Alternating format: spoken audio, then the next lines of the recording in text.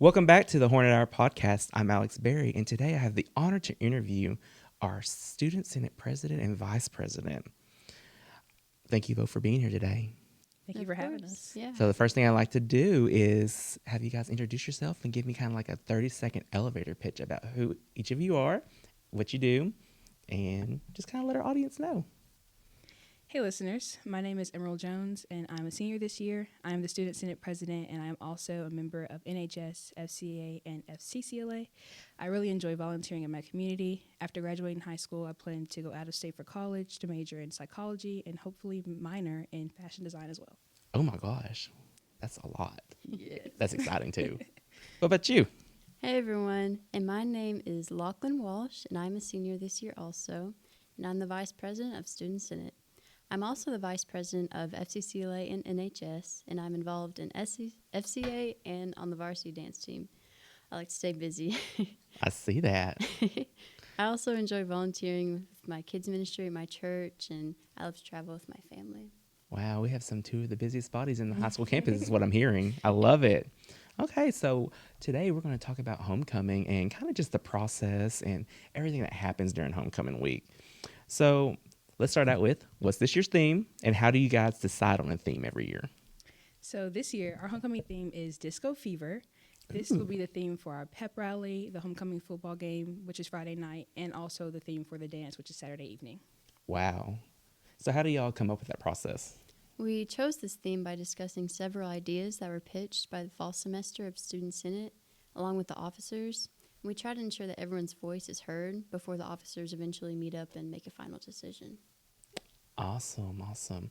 So we also have homecoming court, which that's always a big deal on any high school campus. Right. What is our process here at the high school, and how do we choose our homecoming court? So each club or sport has the opportunity to nominate one female student per grade if they have at least a 2.0 GPA. Each club submits their nominees to us. Then we have our publicity committee take their pictures to go on the ballot, which took about 3 days in total. It was a long process. Wow. And from there, we use those photos to put them on the voting ballot, and then all the students vote for their maids to represent only their grade. There are 4 sophomore maids, 4 junior maids, and 5 senior maids that are on the court. Wow. Okay. That's a big court. Yes, it's a long process, too. It's a long process. Yes, we've been planning for a long time. Absolutely. And then we decide on homecoming queen. Is it the night of? The night of, yes. So the original vote, we do one big vote. So One the big vote, okay. original vote determines the queen. Whoever got the most votes on the first one, then. Okay, so we don't do a separate vote No, for we that. do not. Oh, okay. Wonderful. Okay, so it's homecoming week. I know when I was in high school, which was not that long ago, I graduated in 2012, y'all. We had an entire week devoted to activities and themes and plans. What do y'all still do that? What do we have going on this week? Yes, we have a few activities coming up for homecoming week next week. So leading up to the actual game on Friday, we have Spirit Week, which each day we have a certain theme that we also came up with and voted on with our other members of Student Senate. And our themes next week include Rhyme Without Reason for Monday, TV Character Tuesday, Worker Wednesday, and State Day on Thursday. And then that Friday, they'll end up dressing like the theme, so Disco Fever. And to be able to really increase involvement with the student body, we have a few competitive games during the second half of both Lunch A and Lunch B that students can choose to participate in and earn prizes. Oh, what are those games? Those games will coincide with the themes that we have for Oh, each okay. day. So Yes. y'all haven't. We just came up with them yesterday, so we'll put them out soon, but they're not Gotcha. like, I don't know if y'all are keeping it under wraps just so that people don't get like an advantage over someone that else. too. Yeah, that That too. too, yes. We'll do We it, like like to we'll keep it a announce them surprise. day by day when we do it. That's fun. I love it. Okay, so when and where is homecoming this year? And what about tickets? Are we still selling tickets? Yes, so FBLA and Ed Rising are sponsoring the semi-formal dance, and this year will be in the auxiliary gym on the Bryan High School campus. It will be on Saturday, October 14th, and tickets are available for purchase right now during Lunch A and Lunch B, but no tickets will be sold at the door. Awesome. And the auxiliary gym is located in Hornet Arena, is that correct? Yeah, it's close to the arena, so it's on the back side of the arena. On the back side of the arena? Yes. Okay, perfect. So I know Student Senate does a whole lot more than just homecoming. So what do we have going on this year, y'all? Yes. Absolutely. In September, actually recently, we went to Parkway Elementary and did a leadership project with all the 5th graders. And we really enjoyed that, and all the students did as well. So we hope to visit other elementary schools in the near future. We also volunteered at Rotary Club Kids Closet and helped the owner, organize the facility. And we did things like folding and reorganizing the clothes. And outside of school, Student Senate partners with local organizations and volunteers with them, such as the Alexander Outreach Center. We basically mentor the little kids there, play with them, help them with their homework. It's a really great experience. And we also volunteered with Bryant Elementary School's tailgating event for one of our homecoming games, where we were able to paint little kids' faces, and it was just really great to be able to recognize our community. Mm-hmm. And then in the future, we have Student Senate is also in charge of Senior Night, and this is when we basically recognize each player involved in fall sports and all of the senior band members. That will be on Friday, October 27th at the home football game. And after Senior Night, our next big event is the Adopt a Child, which is for Christmas. Yes. We've already started preparing for that, so that's going to be really exciting. Student Senate and other clubs and organizations on campus work together to purchase gifts for 50 children from the Bryant School District, and those gifts are distributed to the kids through Salvation Army. We also do 4 projects every month for our faculty, our sports teams and clubs. We do a community service project and a school project to improve our culture and school spirit. And lastly, we meet with Dr. Edwards monthly to discuss good things around campus, as well as issues and concerns that we feel need to be addressed. Not only do we say things that we notice, like the Student Senate, but also what other students see as well, because Student Senate is essentially the voice for all students. So whatever other students come to us about, they say we want to mention to Dr. Edwards as well, so that he hears everyone and not just us. You also give a monthly update at our board meetings. I do, yes, which is, I had my first one last month, and I have another one coming up in a couple weeks. Yes. The first one I was very nervous because I did not know what to expect, but Dr. Edwards stood by my side, and I spoke, and it wasn't as bad, so I'm much more prepared for the next one. Well, I thought you did a fantastic job. I was personally there, so I was impressed. I'm always impressed when students in high school get up and speak in front of people. Mm-hmm. It's not an easy thing to do, and I had to learn at a very young age. I was probably 9th or 10th grade when I took oral comm at the high school here, that you have to get up and you just got to do it. I know. You got to rock the nerves off and do it. But yes, you did really good, and I'm very proud of it. Thank you so much. Sorry, couldn't get my words out. That's okay. Well, do you have anything else to add about anything? I don't think so. No, I'm good. I mean, I've been loving Student Senate so far. The fall semester is going really well. Yes. I'm excited for what's to come, but we've been enjoying ourselves. Do y'all still do the for homecoming? Do y'all still do the boards? Yes, the club boards. Mm-hmm. Yes, that's a big competition. It's very competitive. Yeah. Like, the Student Senate do one themselves or no? we don't. No, No, we're more responsible for judging and giving prizes. Mm-hmm. Making sure everyone else gets their boards done. I know. Mm-hmm. That's always a fun thing. I love watching and seeing what creative things they come up with. They're really Yes, good. and especially with Disco Fever, the theme. Yes. I'm excited to see how they'll incorporate that. I can't wait to see. Are y'all going to do a big? They did it last year, like a big backdrop for people to walk through, and Yes. is it going to be cool? Yes, I'm excited. It'll be very elegant, lots of bright colors. Oh, I'm all for it. And we're going all out. Oh yes, we are. Hopefully, a disco ball hanging from somewhere. We'll see what we can do. We will see. I love it. Well, thank you guys so much for taking time out of your day to do this. I appreciate it so much. course. Thank you so much for the opportunity. Yes. Hello, job seekers. Looking to get more from your work? How about more flexibility, or free training, or simply the chance to make a big difference every day? Sound good? Kelly Education is hiring substitute teachers and paraprofessionals for Bryant Public Schools. Find out how to get started by calling 1-800-528-0049, option 2. That's 1-800-528-0049, option 2. Call today. Kelly is an equal opportunity employer. And we're back. Now I have the principal at the Bryant Junior High, Mr. Jason Hay. Welcome to the podcast, Jason. Thanks, Alex. I like to start out these podcasts with give me a 30-second pitch about who Jason is. Well, I've been here since I graduated UCA in December of '99. Came here right out of school. Got very lucky right off the bat. Some good people that got me a job here with Ken Vaughn and Delton Kitchen. I've raised my family here. Kelly and I have 2 boys, Jackson, Spencer Hay. Jackson's a freshman at UCA Honors College. Spencer's a junior. And they've got a great education here at Bryant Schools. And so I'm very proud of, of what they've accomplished, and all the teachers they've had have done them such a good job. And, this is home. And also, don't forget about Archie. our third son. Yes. Didn't you just get another dog? We did. We've got another one that's his little brother, Cash, who we're going to start training here pretty soon, try to get him up and going too. That's awesome. So, how long have you been a principal, and where did you start out? Well, I started out when I got here. Started out the original Bryant Junior High Oh, and wow. coached football and soccer and taught algebra for 14 years. So I actually was at the original one. And then after I got out of coaching, I went to 2 years assistant principal at Hurricane, 2 years at Bethel. And then I went to be principal at Bryant Middle. And then I've been at the junior high since we opened. This is our 5th year. So I think I've been a principal about 7 years now.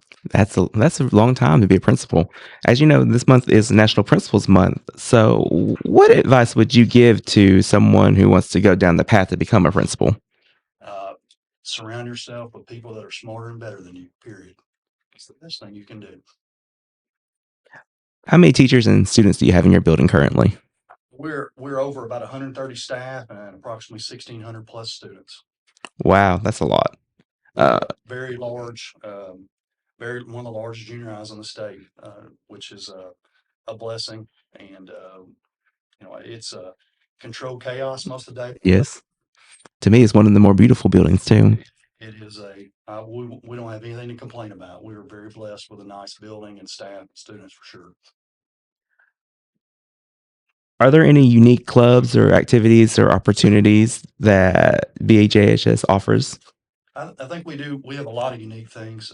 Number one, our counselors and SROs, they run the nest, which is a room that kids, we have all sorts of toiletries, clothes, paper, pencils, any kind of school supplies that's there for kids anytime, no matter who they are. If they just come by and they can get food, snacks, whatever they need. And that's been a real blessing, to a lot of our kids. We have clubs for just about anybody, from chess team, quiz bowl, door greeters, athletics, band, choir. We have a little bit of something where anybody can, if it wants to be a part of something, can. Mm-hmm. I think to me, the thing that we kind of hang our hat on at the junior high is our RTI program. And, we're never going to give up on a kid at our school. We make it harder to fail than it is to pass. We don't give out zeros. You have to earn them. Yes. But that being said, we make sure that kids have every chance to get to the high school with full credits. And so we have morning tutoring, we have stuff during lunch, we have advisory time where we do grade checks, make phone calls. In ninth grade, it's one of the biggest predictors of success in graduation high school. Once you leave the junior high with full credit or with on-time credits, which is 5.5, full would be 7. Mm-hmm. Some kids can get up to 10 if they start early in 8th grade, but you're 3.5 to 4 times more likely to graduate high school if you leave on time with credits. So that is our sole focus and main focus, is to get those kids ready to go to high school. So Dr. Edwards and them can, the teachers up there, have a chance to get them through. I think we do a very good job of that. I know that our students have a very high success rate, and I would put us up against anybody in the state on that. I love it. I love it. So, what are some exciting things happening this year at the junior high?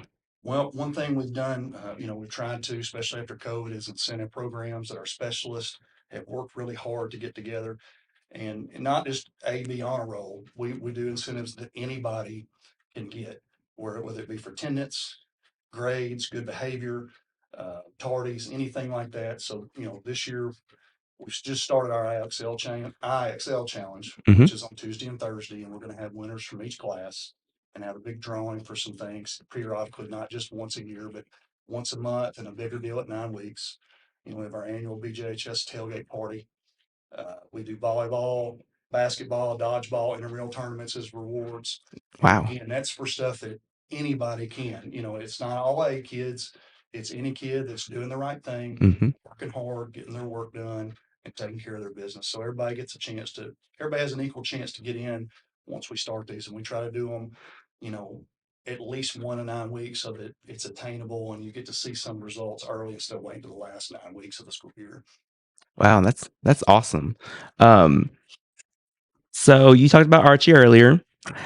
How is it having him in your building once a week, and how has it changed that dynamic in your school compared to not having him there? I think, well, I know one thing, when Archie's not there, when Archie comes on Wednesday, and if he's not there, I'm asked about 1,000 times where Archie's at. And I don't think anybody knows my name on Wednesdays. I'm Archie's handler. He has been amazing. I knew that he would be good. I had no idea he would be as good as he is. Junior high kids, I was worried they may be a little too old or cool to think that they, go pet the dog, but that is completely opposite. When we go outside for class change, he gets mobbed. He loves it. The kids love it. The teachers may love it more than anybody, but I think he has been great. I just wish we could have him more days. It's a lot of work to have him with my job as the principal. Hmm. Because it's a lot of commitment to work with him. But I think it's been fantastic for our kids and staff. I really do. Well, that's all I have today. Thank you so much for being on the podcast, Mr. Hay.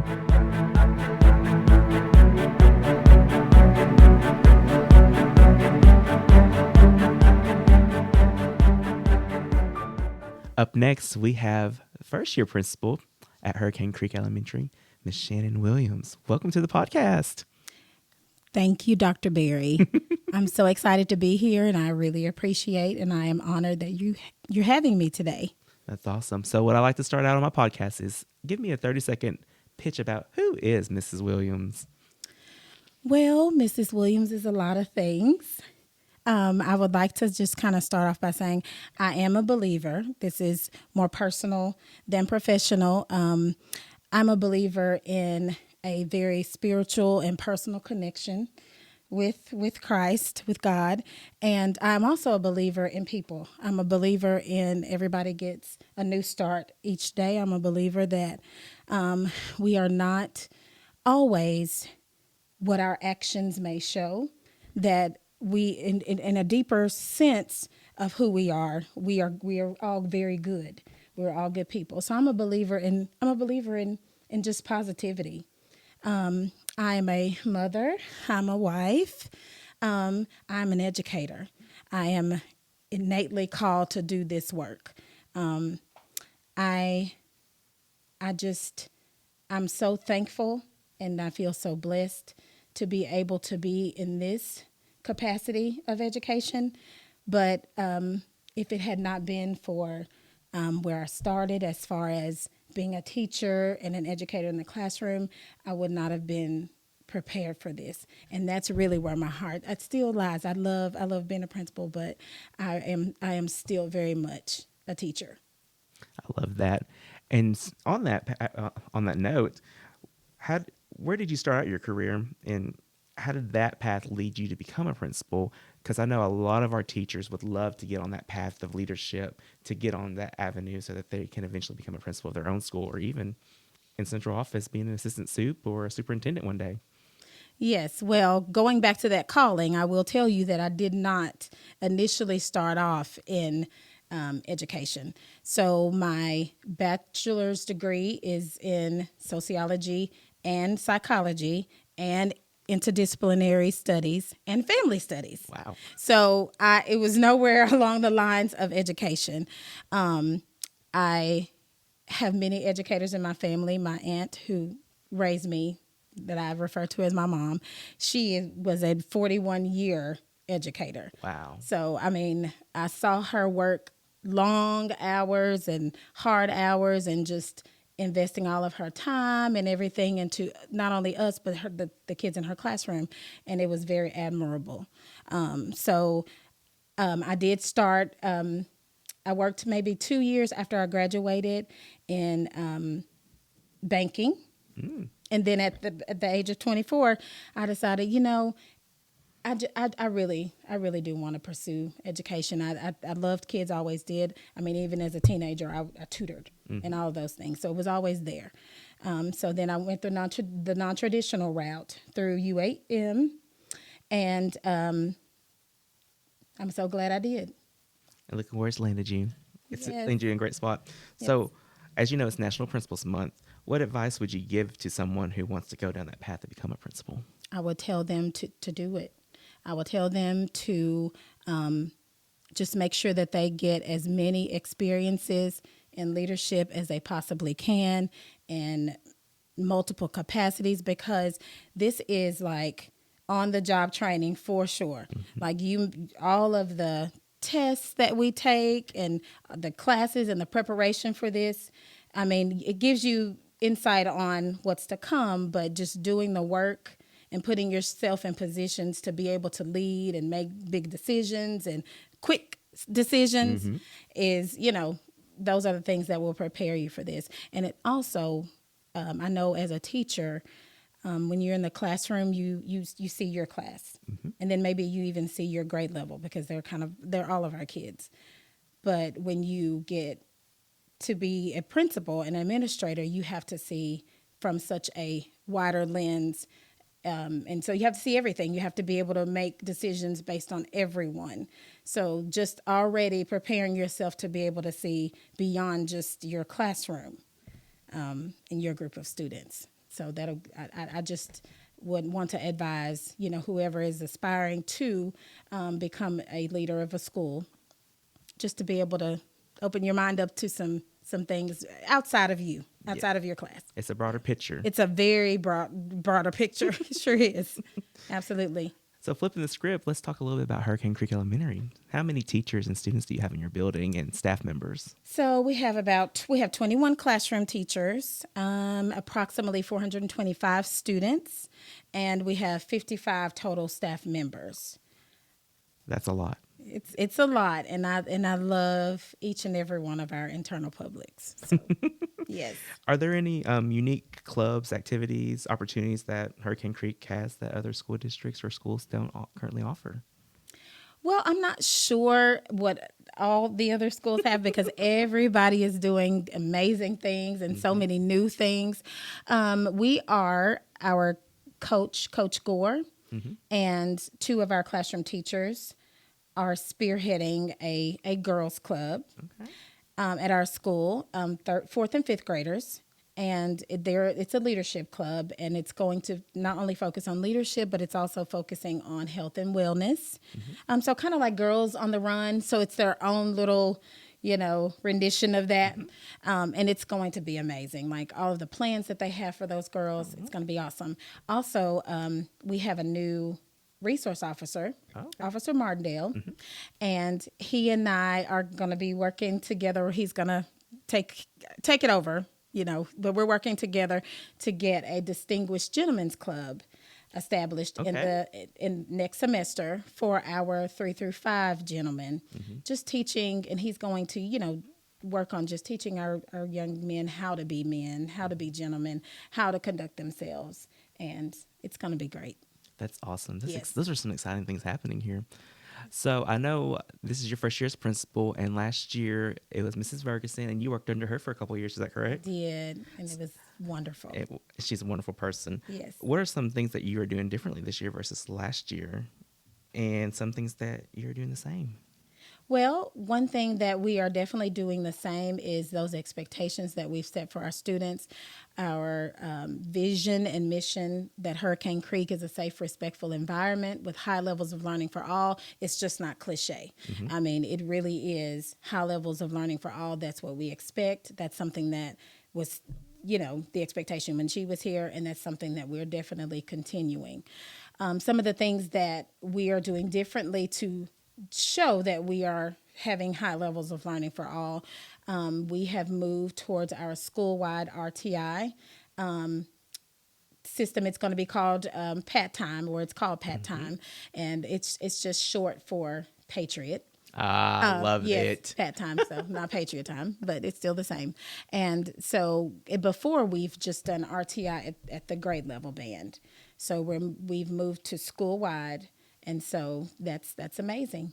Lots of things to work on because it's brand new, but I know we're going to fix those things as we keep moving forward, and we're gonna make it work. That's awesome. There are some amazing things happening here at Hurricane Creek. I can't wait to see everything that's going to happen this year. Yes. Well, Ms. Williams, thank you so much for taking time out of your day to do this podcast with us. Well, I appreciate you, Dr. Berry.